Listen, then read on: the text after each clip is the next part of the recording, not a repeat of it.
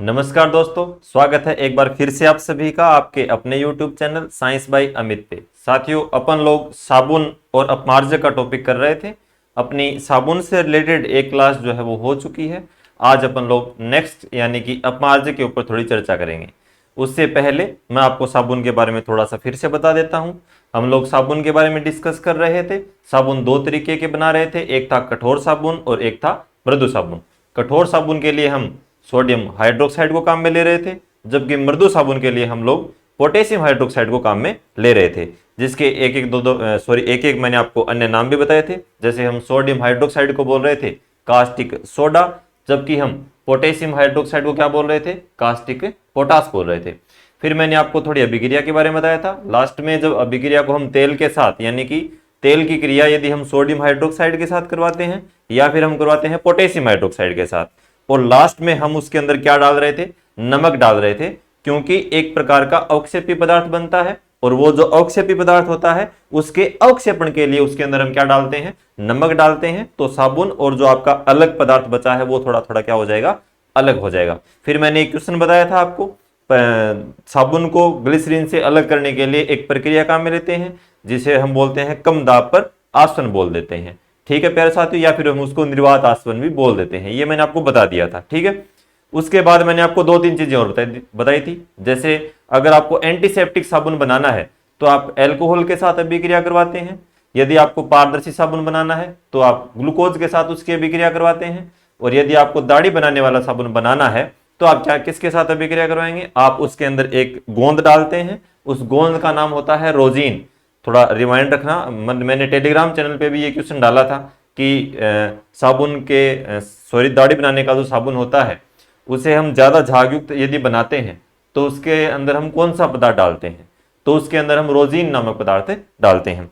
फिर मैंने आपको एक वो बताया था, शायद रोजीन वाला हो गया, एक बताया था टॉयलेट सोप के बारे में कि टॉयलेट सोप किसके लवण होते हैं, तो टॉयलेट सोप आपके सोडियम के लवण होते हैं। फिर मैंने आपको साबुनीकरण की अभिक्रिया बताई थी। ठीक है, तो अभी मैं आपको वो अभिक्रिया जो है वो फिर से बता देता हूं। एक स्टूडेंट का कमेंट आया था कि सर उसमें कुछ मिस्टेक हो गई थी, तो पता नहीं शायद हो गया होगा, मैंने शायद देखा तो नहीं, लेकिन फिर भी एक बार मैं आपको रिपीट कर देता हूं।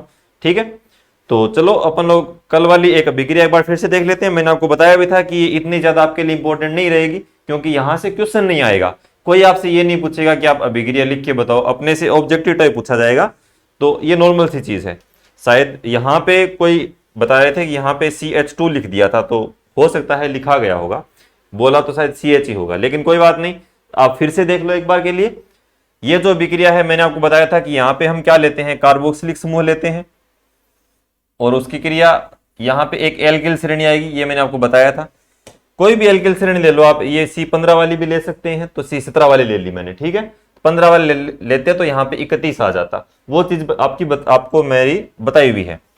फिर यहाँ पे शायद CH2 लिख दिया था, तो आप इतना देख सकते हैं कि यदि मैंने आपको संयोजकता के बारे में बताया है कि कार्बन की जो संयोजकता होती है वो 4 होती है, तो आप वैसे भी आप देख सकते थे कि यहाँ पे H ही आएगा। ठीक है ना।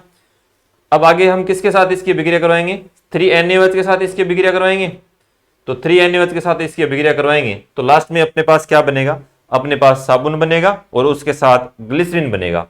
तो इस ग्लिसरीन को अगर मैं जोड़ के लिखना चाहूं तो C3H8O3 भी लिख सकते हैं। तो आप डायरेक्ट ये भी याद रखें कि ग्लिसरीन का फॉर्मूला क्या होता है। तो दो प्रकार के उत्पाद बनेंगे, एक तो आपका साबुन बनेगा और एक आपका क्या बनेगा, ग्लिसरीन बनेगा। क्वेश्चन की लैंग्वेज ऐसे भी आ सकती है कि साबुन निर्माण के समय यानी कि साबुनीकरण की जो अभिक्रिया होती है उसके अंदर सह उत्पाद के रूप में इसे आप क्या लिखेंगे प्यारे साथियों, इसे आप लिखेंगे सह उत्पाद है। ये किसका सह उत्पाद है, तो ये साबुन का सह उत्पाद है। ठीक है, ये इसके साथ बना हुआ है, इसका मतलब ये क्या है, सह उत्पाद है। साबुन बनाते समय ग्लिसरीन जो होता है वो आपको मुफ्त में मिलता है, ये आपको फ्री मिलेगा, ये आपको कहीं से और खरीद के नहीं लाना पड़ेगा। जब आप उसके अंदर नमक डालते हैं, अवक्षेपण करते हैं, और जो दाब की जो अभिक्रिया होती है, इन दोनों को अलग करने के लिए जो अभिक्रिया काम में लेते हैं, मैंने आपको ये भी बताया था, मैं फिर से बता देता हूं, वो होती है आपकी कम दाब पर आसवन। कम दाब पर आसवन करवाते हैं, तब जाकर के आपके साबुन और जो ग्लिसरीन इसका सह उत्पाद होता है वो दोनों क्या हो जाते हैं, अलग अलग हो जाते हैं। इसे आप निर्वात आसवन भी बोल सकते हैं। इन दोनों के अलावा यदि कोई भी नाम है तो वो आपके कोई काम का नहीं है। तो इसे आप क्या बोल सकते हैं प्यारे साथियों, इसे आप निर्वात आसवन भी बोल सकते हैं। ठीक है।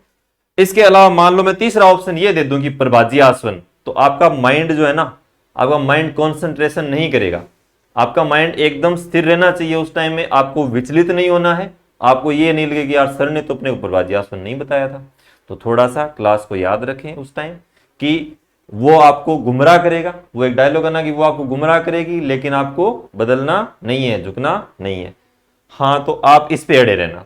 आप किस पे अड़े रहोगे? निरात आसवन पे अड़े रहोगे, या फिर आप कम दाब पर आसवन पे अड़े रहोगे। इसके अलावा चाहे बेहतर भांत के कोई भी आसवन आ जाए, अपने वो कोई काम के नहीं है। ठीक है। और मैंने आपको वो बता ही दिया है कि अवक्षेपण के लिए आप उसके अंदर क्या डालेंगे? नमक डालेंगे। अब देखो कुछ एक मैं आपको इंपॉर्टेंट चीजें बता रहा हूं, अगर आप इसका स्क्रीनशॉट लेना चाहें तो ले सकते हैं। फिर यहां कह दे गुर्जिया टाइम गोंदियो। चलो, मोस्ट इंपॉर्टेंट क्वेश्चन है, साबुन के एकदम लेटेस्ट क्वेश्चन है। आपने शायद मेरे हिसाब से अब तक ये नहीं पढ़े होंगे, नहीं पढ़े हैं तो आप पढ़ लीजिए, ध्यान से समझिए। देखो प्यारे साथियों, पहला क्वेश्चन है आपके सामने, साबुन को सफेद बनाने के लिए साबुन का कलर आपको कैसा करना है? आपको साबुन का कलर करना है प्यारे साथियों सफेद। कैसा कलर करना है? आपको सफेद कलर करना है। तो साबुन को यदि मैं बताऊं कि सफेद करना है तो आपको उस विलियन के अंदर कौन सा पदार्थ डालना पड़ेगा? तो आप बताएंगे कि सर जिंक ऑक्साइड डालना पड़ेगा। यदि मैं बात करूं कि साबुन को यदि आपको ये चाहते हो कि मेरा नहाने वाला जो साबुन है वो ब्लू कलर का होना चाहिए, तब आप उसके अंदर क्या डालेंगे? तब आप उसके अंदर डालेंगे मेथिलीन। यदि मैं बात करूं साबुन यदि पीला होना चाहिए, आप ये चाहते हो कि मेरा जो अब की बार जो बाथिंग बार आए वो पीले कलर का आए, तो आप उसके अंदर क्या डालेंगे? यूरेनियम डालेंगे। ठीक है ना। और यदि आप को साबुन चाहिए कैसा? लाल चाहिए, तो आप क्या करेंगे? इयोसिन डालेंगे। क्या डालेंगे प्यारे साथियों? आप इयोसिन डालेंगे। तो ये चारों जो है आप इसका स्क्रीनशॉट लें बड़े ही प्यार से, और आप इसको अपनी कॉपी में लिखें। और मैं आपकी जानकारी के लिए बता दूं, इनमें से एक क्वेश्चन अभी अभी लैब असिस्टेंट के पेपर में आया हुआ है। तो पूरी संभावना बनती है कि आपके पेपर में भी ये क्वेश्चन देखने को मिल जाए, क्योंकि साबुन का एकदम लेटेस्ट क्वेश्चन है ये। ठीक है ना। तो बड़े ही ध्यान से समझेंगे। मैं आप एक बार फिर से बता देता हूं आपको, यदि साबुन को व्हाइट बनाना है तो आप क्या डालेंगे? तो आप डालेंगे उसके अंदर जिंक ऑक्साइड। यदि आपको साबुन को नीला बनाना है तो आप क्या डालेंगे? आप डालेंगे मेथिलीन। यदि आपको साबुन को पीला बनाना है तो आप यूरेनियम डालेंगे। यूरिया वैसे पीला होता है ना, देखो मानव मूत्र में यूरिया पाया जाता है और मूत्र का रंग बेसिकली कैसा होता है? पीला होता है। तो आप ऐसे भी याद रह जाएगा। और आपको यदि लाल डालना है, तो लाल कलर करना है मान लो साबुन का, तो आप क्या डालेंगे? इयोसिन डालेंगे। ठीक है ना। तो आप इसे कैसे भी कोई ट्रिक बनाएं या कैसे भी याद रखें, लेकिन इसको याद जरूर रखें। ठीक है ना। तो वैसे भी सफेद थोथा जो होता है ना, वो जिंक से ही तो बनता है। सफेद थोथा जो बनेगा वो किससे बनेगा? जिंक से ही बनेगा। शायद मेरा पीछे कहीं पे बताया हुआ होगा, कोई ना कोई क्लास में आप देखना, पीछे की क्लास है, मैंने आपको बताया है कि सफेद थोथा जो बनता है वो जिंक से ही बनता है। तो सफेद वाला उस चक्कर में याद रह जाएगा। मेथिलीन इसके लास्ट में न आता है तो ये नीले कलर का हो जाएगा, इससे याद रख लो आप। ठीक है ना। और इयोसिन कैसे भी याद रख लो, लाई, लाई से याद रख लो, लाई लाई लाई, या फिर आप इला से याद रख लो, इला न देनी आपनी हालरिया हुलराए। माँ अपने लाल को कहती है कि तुझे क्या नहीं देनी है? इला नहीं देनी है। तो ई से इयोसिन और ला से लाल कलर हो जाएगा। तो कैसे भी याद रखो, अपनी अपनी जताने की ट्रिक होती है। तो मैं आपको वो नहीं बताऊंगा कि आप कैसे क्या करें, अपने हिसाब से इसको याद कर लें। अब चलते हैं अपन लोग आगे। आपकी साबुन जो है वो कंप्लीट हो चुकी है, और साबुन के अंदर आपके मन में यदि कोई भी क्वेश्चन उठ रहा है तो आप बेझिझक पूछ सकते हैं। आप कमेंट बॉक्स में लिख दें ताकि नेक्स्ट क्लास जो भी हो आपका उसमें सॉल्यूशन कर दिया जाए। वैसे भी आजकल आप देख रहे हैं कि टेलीग्राम चैनल जो है अपना, उसके अंदर भी मैंने आपके कमेंट का जो ऑप्शन है वो ऑन कर दिया है। तो आप वहां पे भी कोई यदि आपके डाउट होता है तो आप बेझिझक लिख सकते हैं। आपका डाउट सोल्व करने का पूरा प्रयत्न किया जाएगा। ठीक है ना। देखो अपमार्जक, साबुन अपने पूरे हो चुके हैं। साबुन का जो जलीय विलीन होता है उसकी प्रकृति कैसी होती है? क्षारीय होती है। वो क्षारीय प्रकृति क्यों होती है मैंने आपको शायद बताया होगा, अगर नहीं बताया है तो मैं आपको यहां बता देता हूं। साबुन के जलीय विलीन की प्रकृति, शायद तक तो मैंने पिछली क्लास में बता ही दिया, और अगर नहीं बताया है तो आप एक बार देख लें कि साबुन का जो जलीय विलयन होता है उसकी प्रकृति कैसी होती है। तो मैं आपकी जानकारी के लिए बता दूं कि उसकी प्रकृति होती है प्यारे साथियों कैसी, क्षारीय प्रकृति होती है। क्षारीय प्रकृति होती है, क्यों होती है क्षारीय प्रकृति?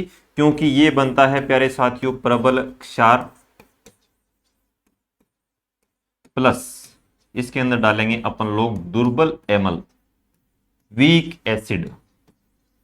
ठीक है, क्या डालेंगे इसके अंदर? मैं यहां पे लिख देता हूं, स्ट्रॉन्ग तो क्या डालेंगे? बेस डालेंगे, स्ट्रॉन्ग बेस।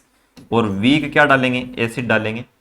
प्रबल क्षार डालेंगे, दुर्बल अम्ल डालेंगे। तो प्रबल जो है वो दुर्बल को कैंसिल कर देगा, और क्या बन जाएगा लास्ट में? आपका क्षार बचेगा, हल्का क्षारीय। कैसा क्षारीय बचेगा? ये हल्का क्षारीय बचेगा।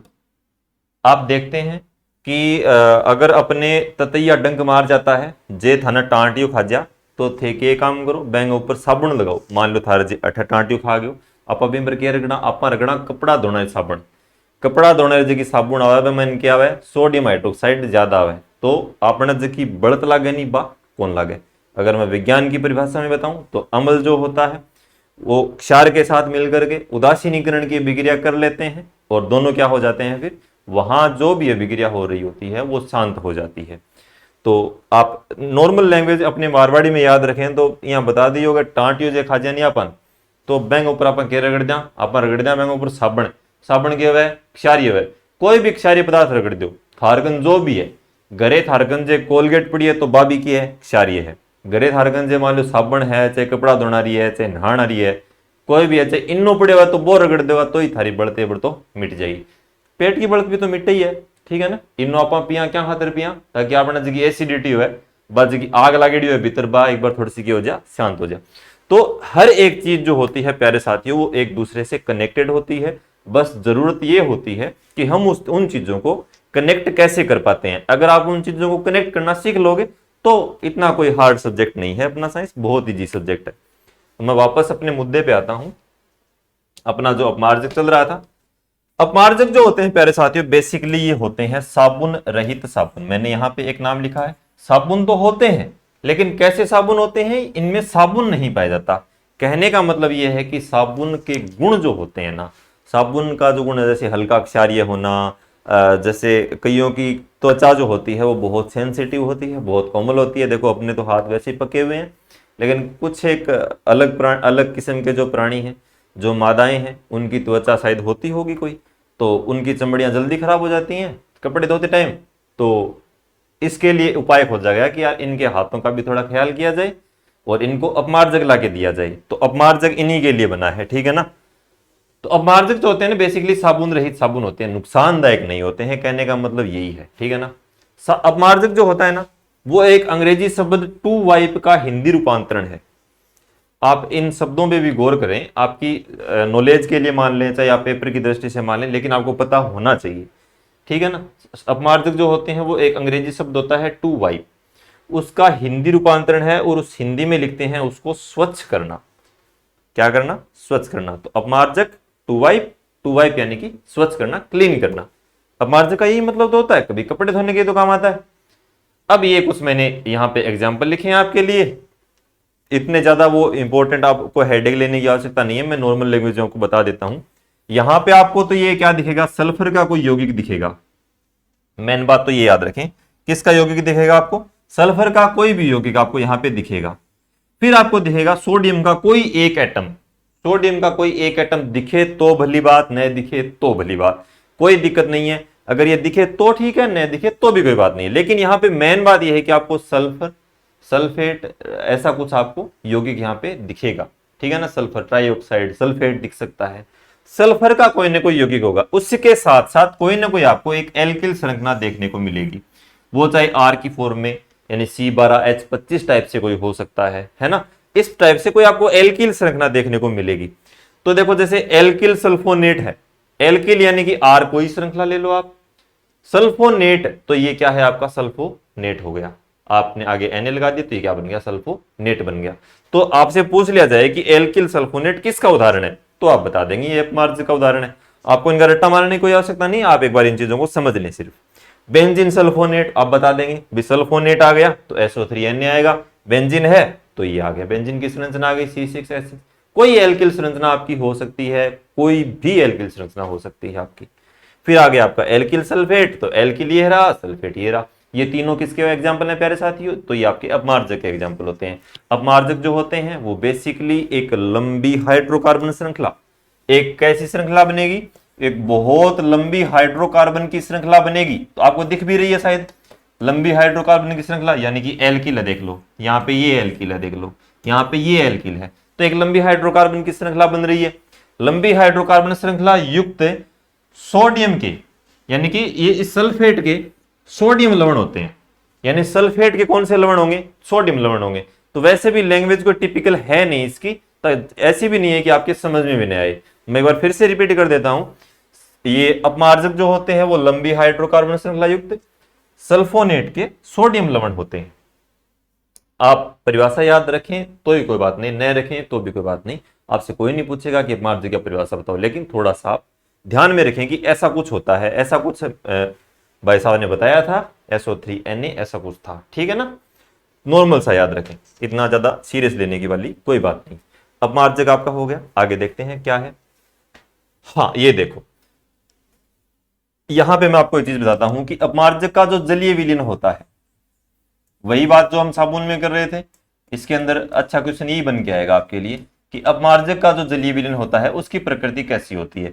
तो कई बार हम क्या होता है कि ये सोच लेते हैं कि यार साबुन का जलीय विलीन जब क्षारीय प्रकृति का होता है तो अपमार्जक का शायद अम्लीय प्रकृति का होता होगा, लेकिन ऐसा होता नहीं है। अगर अम्लीय प्रकृति का होता तो भाई रे अपने जो हाथ है ना वो उनकी बैंड बज जाती है। अब तक अपने जो हाथ है ना वो मतलब क्या बोलते हैं, ऐसे सत्यानाश हो जाता है हाथों का, ठीक है ना। तो अम्ल जो होते हैं एज ए मान लो आप तेजाब होता है, अम्ल जो होता है वो तेजाब जिसे बोलते हैं ना अपन लोग, वही होता है एसिड। तो बाई चांस अगर हाथों पे गिर भी जाए ना तो आपको किसी न किसी क्षारीय माध्यम की सहायता लेनी चाहिए। प्रबल अम्ल की अभिक्रिया यदि आप प्रबल क्षार के साथ करवाते हैं, प्रबल अम्ल की अभिक्रिया यदि आप प्रबल ही क्षार के साथ करवाते हैं, तब किसकी अभिक्रिया होती है? आपकी उदासीनीकरण की अभिक्रिया होती है। यहां पे आप उल्टा भी बोल सकते हैं कि सर मैं ये बोल दूं कि दुर्बल अम्ल है, दुर्बल ही क्या है? एसिड है। दुर्बल ही अम्ल है, दुर्बल ही क्या है? बेस है। दुर्बल ही क्षार है, दुर्बल ही अम्ल है, तो भी कोई दिक्कत नहीं है, तो भी आपकी उदासीनीकरण की अभिक्रिया हो जाएगी। लेकिन यदि एक प्रबल एक दुर्बल, एक प्रबल एक दुर्बल ऐसा कुछ है, यानी कि एक कम है एक ज्यादा है, तब जाकर के अभिक्रिया नहीं हो पाती है। अपने घरों में होता है ना, अपने यदि दोनों लोग एक जैसे हों तो घरों में लड़ाइयां नहीं होती हैं, वहां पे एक दोनों आपस में क्या हो जाएंगे? उदासीन हो जाएंगे। लेकिन यदि एक की ज्यादा चलती है, एक प्राणी की बेचारे की थोड़ी कम चलती है, अब मैं ये नहीं कह रहा कि किसकी कम चलती है किसकी ज्यादा चलती है, हो सकता है भाई किसी नर की ज्यादा चलती होगी, किसी मादा की ज्यादा चलती होगी। तो नर और मादा में से यदि किसी प्राणी की भी ज्यादा चलती है तो वहां पर एक अलग प्रोडक्ट बनने के ज्यादा चांसेस होते हैं, वहां पे उदासीनीकरण की विक्रिया नहीं हो पाती है, तो वहां पे लड़ाइयां होने की पूरी पूरी संभावना रहती है। लेकिन यदि आप प्रबल हैं, यदि आप दोनों एक जैसे हैं, तो वहां पे आप किसकी अभिक्रिया कर लेते हैं? आप उदासीनीकरण की अभिक्रिया कर लेते हैं। नीचे आइए, तो जलीय विलीन की प्रकृति कैसी? तो आप बड़े ही प्यार से बड़ी ही शान से बता देंगे कि सर अपमार्जक के जलीय विलीन की प्रकृति आपकी होती है उदासीन। फिर नीचे मैंने आपके लिए लिखा है सोडियम लोरिल सल्फेट, तो ये आपके एक अपमार्जक का ही उदाहरण है, सोडियम लोरिल सल्फेट C12H25SO3Na। आप इससे R भी लिख सकते हैं, वही बात है मैंने फिर से बता दिया आपको, एल्किल सल्फोनेट हो जाएगा ये, वही बात है। मैंने सोडियम लोरिल सल्फेट, इसका एक अन्य नाम होता है, तो कई बार पूछ लिया जाता है कि सोडियम लोरिल सल्फेट का सूत्र बताइए भैया जी, तो आप बड़े ही ध्यान से बताएंगे, बड़े ही प्यार से बताएंगे कि सोडियम लोरिल सल्फेट का जो फॉर्मूला होता है वो एक प्रकार का मार्जक होता है, तो C12H25SO3Na, 12 एकम 12, 12 दूनी 24 और 1 25, और SO3Na तो ये तो आपका स्थायी ही है, अब मार्जक के अंदर आप SO3Na तो काम में लेते ही हो, ठीक है। तो ये आपकी अपमार्जक की क्लास शायद तक पूरी हो चुकी है प्यारे साथियों, ठीक है। हाँ तो ये आपकी क्या हो गई? पूरी हो गई है, ठीक है। इसका यदि स्क्रीनशॉट आपने नहीं लिया है तो एक बार फिर से ले लें, क्योंकि इस क्लास का वेरी मोस्ट इंपॉर्टेंट पार्ट जो है वो ये 4 क्वेश्चन है, लेटेस्ट क्वेश्चन है, आने की पूरी पूरी संभावना है। और अपनी जब भी टेस्ट सीरीज स्टार्ट होगी तो उसमें भी आपको इन चारों में से कोई ना कोई क्वेश्चन देखने को अवश्य मिलेगा। आपको निराश होने की आवश्यकता नहीं है। टेस्ट सीरीज में नहीं मिलेगा तो आपको टेलीग्राम चैनल पे मिलेगा, ठीक है ना। और अपनी टेस्ट सीरीज बन के वैसे तैयार हो रही है, लिख दी गई है पूरी टेस्ट सीरीज, टेस्ट पूरे आपके बन के तैयार हैं। अब बस आपकी बारी है। मैं आपकी जानकारी के लिए बता दूं कि वो जो टेस्ट होंगे, नॉर्मल सी जानकारी आपको दे रहा हूं, बाकी इसकी घोषणा जो है वो अपन लोग अलग से करेंगे। अपने जो टेस्ट है ना वो आपके बिल्कुल एकदम एग्जाम पैटर्न पे आधारित होंगे, और कितने होंगे वो भी आपको आगे बता दिया जाएगा। लेकिन आपको बहुत अच्छा मैटर दिया गया है।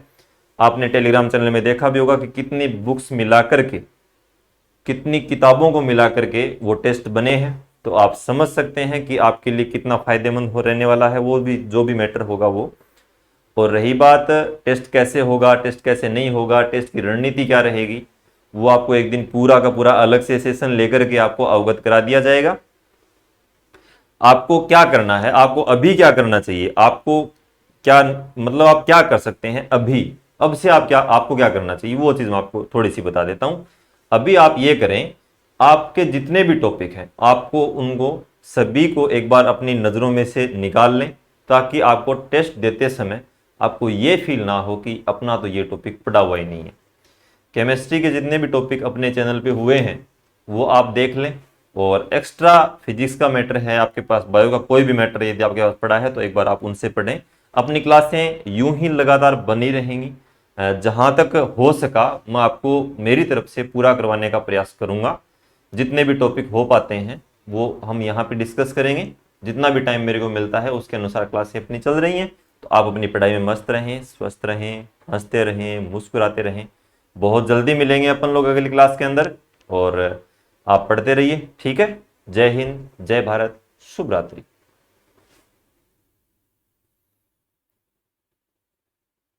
हम होंगे कामयाब एक दिन, हम होंगे कामयाब एक दिन।